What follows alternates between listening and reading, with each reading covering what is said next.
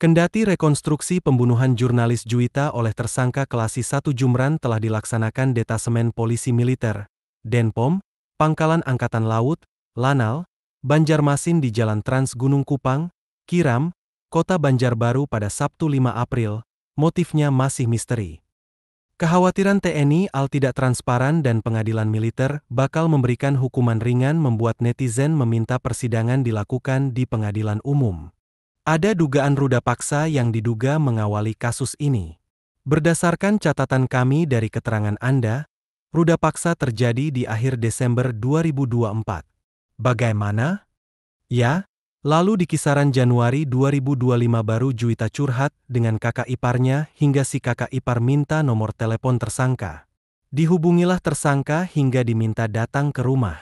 Saat datang, tersangka bercerita apa yang bisa dilakukan. Ia mengaku siap membawa keluarganya. Tapi ternyata yang datang hanya ibu dan kakak iparnya. Pasca itu dimintalah untuk melengkapi persyaratan untuk mengurus surat pernikahan. Jadi ini membantah Juwita dan tersangka bukan sepasang kekasih. Ya? Kami melihat dan menilai ini dari semua rangkaian seperti alat bukti dan keterangan saksi. Hal itu juga yang ada di berita acara pemeriksaan, BAP, penyidik.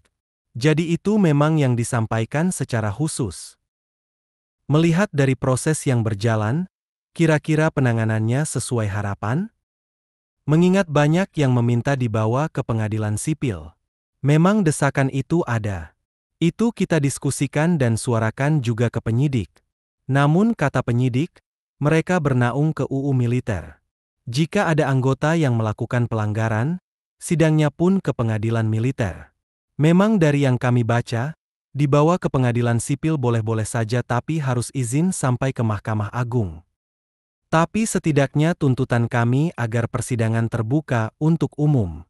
Sehingga kita semua bisa melihat semua tahapan dan proses dari pembacaan surat dakwaan, keterangan saksi, hingga keterangan terdakwa.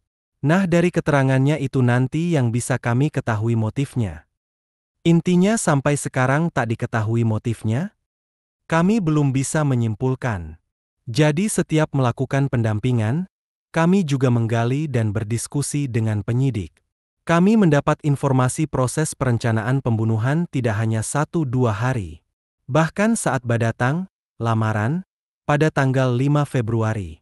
Setelah digali-gali penyidik, pembunuhan direncanakannya saat masih bertugas di Banjarmasin dan belum pindah ke Balikpapan.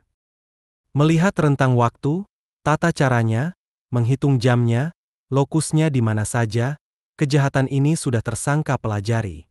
Saya dengar tersangka melakukan itu dalam kondisi sadar. Kami lebih meyakini itu saat rekonstruksi kemarin. Kami lihat tersangka memang sangat dingin, sangat tenang. Menurut kami, ia sudah menyiapkan berbagai atribut seperti sarung tangan, baju ganti, mobil sewa, bahkan sempat beli air mineral untuk membersihkan sidik jari.